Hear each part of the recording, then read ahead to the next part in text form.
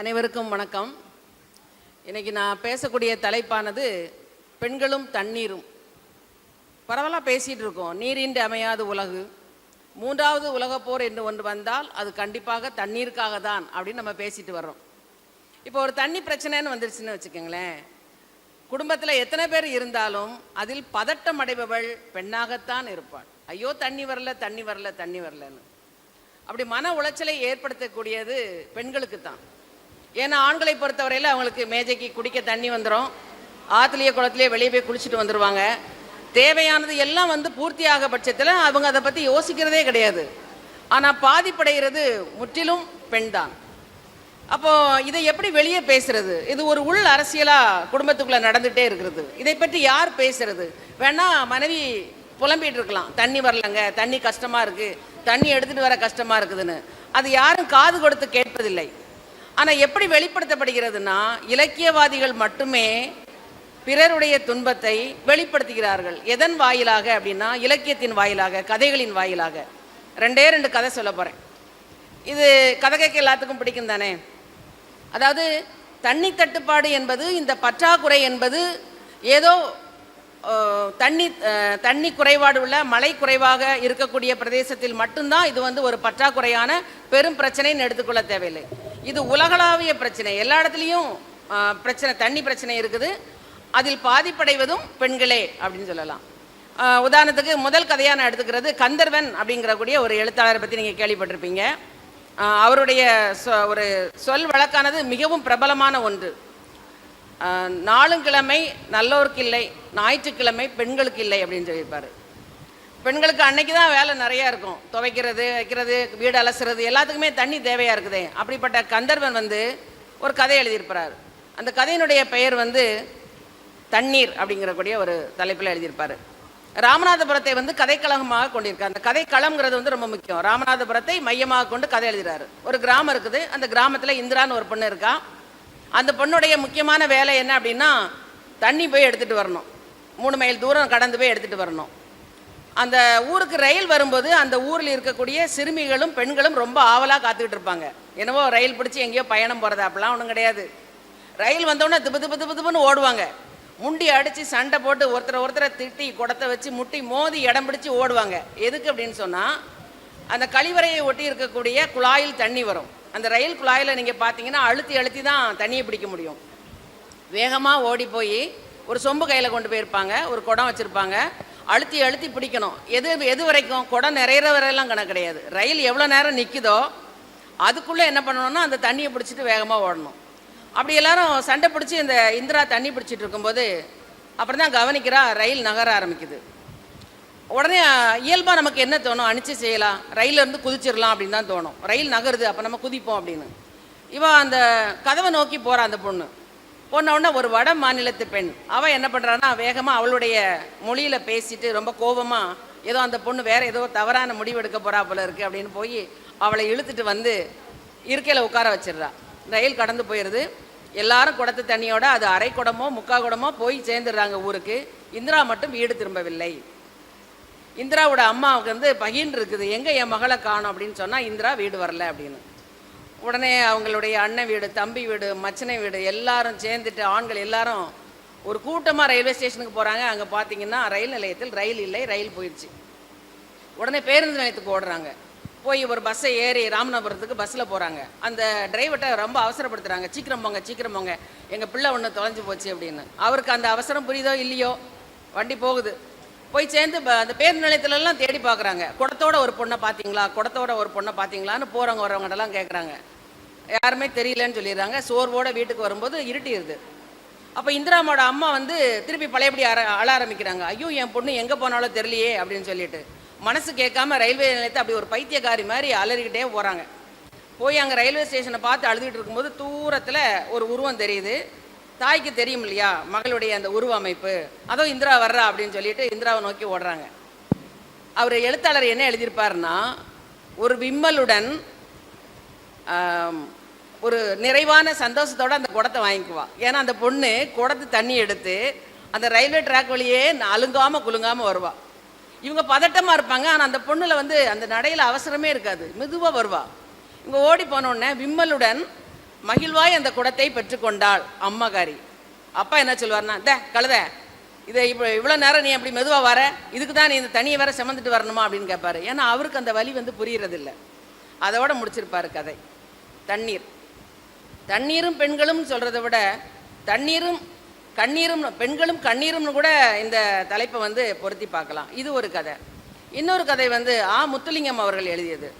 அவர் வந்து சோமாலியா நாட்டை வந்து ஒரு கதைக்களமாக கொண்டு எழுதியிருப்பார். எனக்கு தெரிந்த வகையில் என்னுடைய வாசிப்பு தளத்தில் வெவ்வேறு கதைக்களங்களை கொண்டு எழுதியவர் அவர் ஒருவர் தான் இருக்க முடியும்னு சொல்லணும். நம்ம வந்து கரிசல் எழுத்தின எழுத்தாளர்கள்னு சொன்னீங்கன்னா பரவாயில்ல, இதை பற்றி எழுதுவோம். எங்கேயோ கொஞ்சம் குடி போயிருந்தோம், ஒரு சிங்கப்பூரில் போய் இருந்தோன்னா அங்கே 2 கதை வேணால் எழுத முடியும். ஆனால் இவர் வந்து பார்த்தீங்கன்னா ஸ்ரீலங்கா பற்றி எழுதியிருப்பார். அது குறைவாக தான் எழுதியிருக்கிறாரு. அவர் இங்கிலாந்து, கனடா, அமெரிக்கா, ஆப்பிரிக்கா, எந்தெந்த நாடுக்கு போனாலோ எந்தெந்த துறையிலெல்லாம் உள்ள எல்லா துறையும் சார்ந்து எழுதியிருப்பார். அவர் ஒரு அருமையான கதை எழுதியிருப்பார். கதையினுடைய பெயர் வந்து ஒட்டகம் அப்படின்னு பேர். அந்த சோமாலியா நாட்டில் இருக்கக்கூடிய அந்த பொண்ணோட பெயர் வந்து மைமூன். அவளுக்கு ஒரு 14-15 வயது உடைய ஒரு சிறுமின்னு தான் சொல்லணும். அவளுக்கு வந்து வீட்டில் 2 எதிரி. என்னன்னு சொன்னால், அதிகாலையில் எழுப்பக்கூடிய அவங்க அம்மா, இன்னொன்று ஹைனா அப்படின்னு சொல்லக்கூடிய ஒரு பறவை எழுப்பக்கூடிய ஒலி. அதாவது விடிஞ்ச உடனே நம்ம இதில் கோழி சேவல் கூவுது இல்லையா, அந்த மாதிரி அவங்க அம்மா எலும்புன்னு எழுப்பி விட்டுக்கிட்டே இருப்பாள்.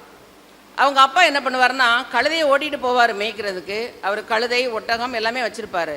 ஆனாலும் அவங்க அம்மா சொல்லுவாங்க, இந்த ஒட்டகத்தை இந்த கழுதையை அனுப்பக்கூடாதா, அவள் தண்ணி எளிதாக கொண்டு வந்துடுவாளே அப்படின்னு சொல்லுவாங்க. ஆனால் அவர் அது மறந்து போய் விடுவார் அப்படின்னு எழுதியிருக்கிறாரு. ஏன்னா அவருக்கு அது ஒரு பொருட்டு இல்லை. தண்ணி வீட்டுக்கு வந்துடுது, வந்து தண்ணி சுமந்துட்டு வர்றது அவருக்கு பெருசாக தெரியல. அது தண்ணி தினம் வந்துடும். அவர் என்ன செய்வார்னா, தினமாக மறப்பார். தினம் என்ன பண்ணிடுவார்னா கழுதையை கொண்டு போயிடுவார். இந்த பொண்ணு வந்து 8 மைல் தூரம் நடந்து போனோம், 8 மைல் தூரம் திருப்பி நடந்து வரணும். வந்து தான் அந்த வீட்டு தேவைக்கு வந்து குடிக்கிறதுக்கு தண்ணியை வந்து கொடுக்கணும். அவள் தோழிகளோட போவாள்.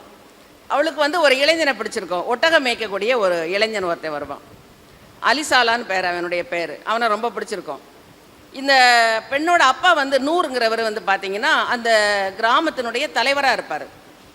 அப்போ ஐநாவிலேருந்து என்ன வந்திருப்பாங்கன்னா, ஐநா ஊழியர்கள் வந்து கேட்பாங்க, ரொம்ப பின்பற்ற கிராமமாக இருக்குது, உங்கள் ஊருக்கு நான் ஏதாவது செய்து தரணும்னு ஆசைப்பட்றேன், என்ன வேணும் கேளுங்க அப்படின்னு கேட்பாங்க. அப்போ ஊர் பெண்கள்லாம் சொல்லுவாங்க, எங்களுக்கு வந்து ஒரு கிணறு வேணும் அப்படின்னு கேட்பாங்க. ஆனால் ஆண்கள் என்ன சொல்லுவாங்கன்னா, எங்களுக்கு ஒரு மசூதி கட்டித்தாங்க அப்படின்னு சொல்லுவாங்க. ஆனால் அவங்க வந்து அதை நிராகரிச்சுட்டு அடுத்த ஊருக்கு போயிடுவாங்க. அங்கே போய் அவங்களுடைய பணியை செய்ய ஆரம்பிச்சிருவாங்க. இந்த பொண்ணு வந்து அவட்ட பேசும்போது அவளுடைய தோழி சொல்லுவாள், உன்னை அவன் விரும்புகிறான், எப்படியும் ஒரு 20 ஒட்டகம் கொடுத்து, அங்கே ஒரு வழக்க முறை இருக்குது, இங்கே தான் வந்து பெண்கள் வரதட்சணை கொடுத்து ஆண்களை கல்யாணம் பண்ணுற மாதிரி இருக்குது. அங்கே அப்படி இல்லை, ஆண்கள் வந்து வரதட்சணையாக அவங்களுடைய கால்நடைகள் என்ன வச்சுருக்காங்களோ அதை கொடுத்து தான் பெண்ணு கேட்டு வருவாங்களாம். அப்போ இவ சொல்லுவான், இந்த இளைஞன் உன்னை விரும்புகிறான், அவன் வந்து எப்படியும் உனக்கு ஒரு 20 ஒட்டகமாவது கொடுத்துட்டு வந்து உன்னை கல்யாணம் பண்ணிட்டு போயிடுவான் அப்படின்னு சொல்லிட்டு இருப்பான். இந்த பெண்ணு வந்து அவனை விரும்புறது அவங்க வீட்டில் உள்ள பெற்றோருக்கும் தெரியும். ஆனால் ஒரு நாள் காலையில் வந்து பார்த்தீங்கன்னா அவள் வந்து அவங்க அம்மா வந்து அவளை எழுப்பலை, ஒரு நச்சரிப்பு இல்லை, ரொம்ப அமைதியான காலை பொழுதாக இருக்குது, இன்னும் கொஞ்சம் தூங்குறா, என்ன வீடு அமைதியாக இருக்குது, நம்ம அம்மாவுடைய சத்தம் இல்லையே அப்படின்னு எழும்பி வர்றா. வரும்போது தான் வெளியே தெரியுது என்னன்னு பார்த்தீங்கன்னா, பக்கத்து ஊரில் இருந்து நிறைய பேர் ஒரு குழுவாக ஒரு கூட்டமாக இவளை பெண் கேட்டு வந்திருப்பாங்க. பெண் கேட்டு வந்தவர் யாருன்னா அந்த ஊருடைய தலைவர். அவருக்கு 50 வயது. வந்து கேட்ட உடனே இவன் என்ன பண்ணுவான், இவளை வந்து ரொம்ப தயக்கத்தோடு வந்து, அவங்க 2 பேருக்குமே விருப்பம் இருக்காது, இருந்து மகட்ட வந்து இந்த மாதிரி பொண்ணு கேட்டு வந்திருக்காங்க அப்படின்னு சொல்லும்போது அவன் என்ன பண்ணுவான்னா உடனே ஒத்துக்குவாள், நான் அவரை கல்யாணம் பண்ணிக்கிறேன் அப்படின்னு சொல்லுவாள். இவங்க தாய்க்கு வந்து ரொம்ப அதிர்ச்சியாக இருக்கும், நம்ம மக வந்து அவனை விரும்புகிறா அந்த இளைஞனை, ஆனால் எப்படி இதுக்கு ஒத்துக்கொண்டாள் அப்படின்னு சொல்லி. கல்யாணம்லாம் முடிஞ்சிடும். கல்யாணம் முடிஞ்சு கிளம்பி போகும் பொழுது ஊருக்கு போகும்போது அவங்க அம்மாவை கட்டி பிடிச்சிட்டு அழுவா. அழுத உடனே அவள் அம்மா சொல்லுவா, அடிப்பாவி உன்ட்ட கேட்டுட்டு தானே நாங்கள் கல்யாணத்துக்கு எல்லாம் கேட்டோம், நீனும் ஒப்புதல் கொடுத்த, கல்யாணம் பண்ணி கொடுத்துட்டோம், இப்போ ஊருக்கு போகிற சமயம் நீ இப்படி அழுறியே அப்படின்னு ரொம்ப அவங்க அம்மா வந்து ரொம்ப வேதனையோடு கேட்பாள். கேட்கும்போது அவள் சொல்லுவா, அந்த ஊரில் வந்து தண்ணி எப்போவுமே விழுந்துகிட்டே இருக்குமா, தண்ணி சுமக்க தேவையில்லை அப்படின்னு சொல்லுவாள். அவர் எழுத்தாளர் எழுதியிருப்பார், அது கடைசி இது வந்து நமக்கு அப்படி ரொம்ப வலிக்கும். அவருக்கு தெரியாது, இவரால் நிராகரிக்கப்பட்ட அந்த ஐநா ஊழியர்கள் கேட்பாங்கல்ல வந்து, அந்த கிணறு தான் அந்த ஊரில் வந்து கட்டப்பட்டிருக்கும். எந்த ஊரில் அப்படின்னு சொன்னால், அந்த இளைஞன் இருந்தானே ஊர், அலிசாலா ஊர், அந்த ஊருக்கு போயிருக்கும்.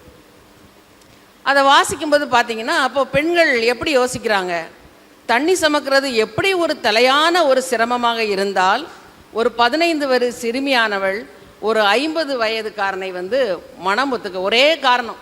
இப்போ நம்ம வந்து ஒரு இது வச்சுருப்போம், ஒரு குறிக்கோள், இந்த ஒரு காரணம் இருந்தால் நான் வந்து அவரை திருமணம் பண்ணிக்கிறேன் அப்படின்னு. நமக்கு ஒரு பெண்களுக்கு ஒன்று இருக்கும்ல, இந்த இது இருந்தால் நான் அவருக்கு ஓகே சொல்கிறேன் அப்படின்னு. அதே மாதிரி பசங்களுக்கும் இருக்கும், இந்த ஒரு 2-3 வச்சுருப்பாங்க, இந்த இந்த இந்த பாயிண்ட் இருந்ததுன்னா ஓகேன்னு. அது மாதிரி அந்த பெண் வந்து பார்த்தீங்கன்னா தண்ணி தேவைங்கிற ஒரே காரணத்துக்காக எங்கே போயிடுறாருன்னா அந்த 50 வயது இளைஞனை வந்து திருமணம் முடித்துக் கொள்ளிருப்பார். தண்ணி சார்ந்து, பெண்களின் வழி சார்ந்து நிறைய கதைகள் இருக்கிறது. எனக்கு குறைக்கப்பட்ட காலம் வந்து 20 நிமிடங்கள் அப்படிங்கிறதுனால. ஆனால் இதில் வந்து என்ன ஒன்று வந்து தொடர்பு படுத்தி பார்க்கணும்னு நினைக்கிறேன். பெண்கள் வந்து தண்ணிக்காக இவ்வளவு கஷ்டப்படுறாங்கல்ல, இவ்வளவு மன உளைச்சலுக்கு உள்ளாடுறாங்கல்ல தண்ணிக்கு. ஆனால் இந்த பெண்கள் ஏன் கிணற்றில் விழுந்து இறந்து போகிறார்கள், பொது கிணற்றில்ங்கிறத நம்ம யோசிக்கணும். இப்போ கரிசல் மண்ணில் இருக்கக்கூடிய எழுத்தாளர்களே எடுத்துக்கிட்டோம்னா, மல்லாகணரை சேர்ந்த எஸ்ரா அவர்கள் நடுநீசின்னு ஒரு கதை எழுதியிருப்பார். அதில் கனகவல்லி என்ற பெண்ணானவள் கிணற்றில் விழுந்து செத்து போனால்னு எழுதியிருப்பாங்க. அவள் அழகானவள். அவளுடைய கணவன் வந்து அவளை வந்து ரொம்ப வசை சொல்லால் திட்டிக்கிட்டே இருப்பார், இன்னும் குழந்தை இல்லைன்னு. அந்த மனது வேதனையில் போய் கிணத்துல எழுந்திருப்பார் அப்படின்னு. வழிநெடுகன்னு ஒரு கதை எழுதியிருப்பார், சாத்தூரை சேர்ந்த காமராஜ் என்பவர். அவர் எழுதியிருப்பார். அதில் வசந்தின்னு என்ற ஒரு பெண் இருக்கும். இன்னொரு பிரிவை சேர்ந்த ஒரு வாலிபனை வந்து அவள் விரும்பியிருப்பான். அந்த கல்யாணத்தை வந்து தடுக்கணுங்கிறதுக்காக என்ன பண்ணுவாங்கன்னா, நம்ம கௌரவக்கலை அப்படின்னு சொல்கிறோம்ல, அந்த மாதிரி என்ன பண்ணுவாங்கன்னா, அவள் தானே விழுந்து இறந்து போனாள் அப்படின்னு நம்ம சொல்கிற மாதிரி இட்டு கட்டி அவளை அடித்து கொண்டு என்ன பண்ணிடுவாங்கன்னா ஒரு கிணத்துல போட்டுருவாங்க. அப்போ எதுக்கு வந்து பெண் தானாக போய் விழுவதும் அந்த பொது கிணத்துல தான் விழுறா. இந்த மாதிரி கொண்டு போய் தூக்கி போடுறது ஏன் பொது கிணத்துல போடுறாங்கன்னா, பெண்கள் கிணற்றை ஏன் தேர்ந்தெடுக்கிறார்கள்ங்கிறது ஒரு பெரிய கொஸ்டினாக இருக்குது, ஒரு முரணாகவும் இருக்குது. தண்ணி தேவைக்காக அவ்வளோ கஷ்டப்படுறாங்க, ஏன் வந்து ஒரு பொது கிணத்துல போய் விழணும்? இன்னும் இருக்குது. தனுஷ்கோடி ராமசாமி அவர்கள், சாத்தூரை சேர்ந்தவர்கள், மருத்துவர் அறம் அவர்களுடைய தந்தை, அவர் ஒரு கதை எழுதியிருப்பார், நாரணம்மா என்ற ஒரு கதை. பிரசவத்திற்காக மருத்துவமனைக்கு சென்றிருக்கின்ற பெண், அங்கே இருக்கக்கூடிய அந்த கையூட்டு பணம் கொடுக்காததுனால் அங்கே இருக்கக்கூடிய நர்ஸ் வந்து அவங்கள கவனிக்காதனால மன உளைச்சலுக்கு உள்ளாகி தனிமையில் கவனிக்க ஆள் இல்லாமல் நிராகரிக்கப்பட்ட காரணத்தினால் என்ன பண்ணுவான்னா, கிணத்துக்கு பின்னால் இருக்க அந்த மருத்துவமனைக்கு பின்னால் இருக்கக்கூடிய கிணத்துல விழுந்து தற்கொலை செய்து கொள்வாள். கோவில்பட்டியை சேர்ந்த உதயசங்கர் தோழர் அவர் எழுதியிருப்பார், ஒரு கதை எழுதியிருப்பார், கோட்டை கிணறு அப்படின்னு சொல்லி ஒரு ஆணை கிணறுன்னு ஒரு கதை எழுதியிருப்பார். அந்த ஆணை கிணறு கதையில் தொடர்ந்து பெண்கள் வந்து கிணத்துல விழுந்துகிட்டே இருக்காங்க. ராணி, சுந்தரி, இந்த மாதிரி பெண்கள் வந்து தொடர்ந்து அந்த கிணத்துல விழுற மாதிரியே ஒரு கதை எழுதியிருப்பார். அடுத்து இன்னும் சொல்லப்போனால் வேலராமமூர்த்தி அவர் வந்து கோட்டை கிணறுன்னு ஒரு கதை எழுதியிருப்பார். அதுலேயும் அப்படி தான் ஒரு பெண்ணை வந்து அவங்க மாமியாருக்கு மருமகளுக்கு உள்ள ஏதோ ஒரு காரணம், மாமியாருக்கு மருமகளுக்கு உள்ள கிணறும், இல்லைன்னா கணவருக்கு மனைவிக்கு உள்ள பிரச்சனை, இல்லைன்னா இந்த கௌரவ கொலை, இந்த இதன் காரணமாகவோ ஏதோ ஒரு காரணத்திற்காக பெண்கள் வந்து கிணற்றில் விழுந்து எழுதியிருக்காங்க. எதை சொல்ல விரும்புகிறார்கள் இந்த பெண்கள்? என்ன நினைக்கிறீங்க? தண்ணிக்காக ஒரு பக்கம் தரிக்கிறாங்க, ஐயோ தண்ணி எடுக்க கஷ்டம்னு. ஏன் பொது கிணத்தை தேர்ந்தெடுத்து உள்ளவே விழுறாங்க? தன்னுடைய இறப்பை பேச வேண்டும் அப்படிங்கிறக்காக நினைக்கிறாங்க. அப்படி தான் என்னால் புரிந்து கொள்ள முடியுது. நான் செத்து போயிட்டேன், எனக்கு நிறைய பிரச்சனை இருந்து யாரும் கேட்கல, இப்போ பேசுங்க, என்னுடைய பிரச்சனையை பற்றி பேசுங்க அப்படிங்கிற ஒரு எண்ணத்தில் தான் வந்து அந்த பொது கிணறுகளை தேடி அவர்கள் வந்து இறந்து போகிறார்களோ என்று சொல்லுது. எப்படி இருந்தாலும் தண்ணீரோடு பெண்களானது ரொம்ப தொடர்புடையவர்களாக இருக்கிறார்கள், பாதிப்புள்ளவர்களாக இருக்கிறார்கள். இப்போ வந்து கவிதா முரளிதரன் ஒரு பத்திரிக்கையாளர் இருக்காங்க, அவங்களுடைய ஒரு நேர்காணலை பார்த்தேன். அவங்க களப்பணிக்கு சென்றிருக்கும்போது ராம்நாடுக்கு போயிருக்கிறாங்க. ராம்நாடு இப்போ இல்லை, திருச்சுழி பக்கத்துலேயே கூட பார்த்தீங்கன்னா தண்ணி வண்டின்னு ஒன்று இருக்கும், நீங்கள் பார்த்துருப்பீங்க. ஒரு 3 சக்கர ஒரு நீள ஒரு வண்டி வச்சுருப்பாங்க, நீள் செவக வண்டி, 5 குடங்களை வைத்து கொள்வதாக வடிவமைச்சிருக்காங்க. அவங்க எழுதியிருக்கிறாங்க, இந்த மாதிரி அந்த வண்டியானது இப்போ மாப்பிள்ளைக்கு வந்து ஸ்கூட்டர் வாங்கி கொடுக்குறேன், பைக் வாங்கி கொடுக்குறேன்பாங்கல்ல, அதே மாதிரி பெண்களுக்கு கொலுசு போடுறேன், மூக்குத்தி போடுறேங்கிற மாதிரி அந்த வண்டியை வந்து எதாக கொடுக்குறாங்கன்னா கல்யாண சீராக கொடுக்குறதா கழிப்பணும். அப்படின்னா என்ன அர்த்தம்?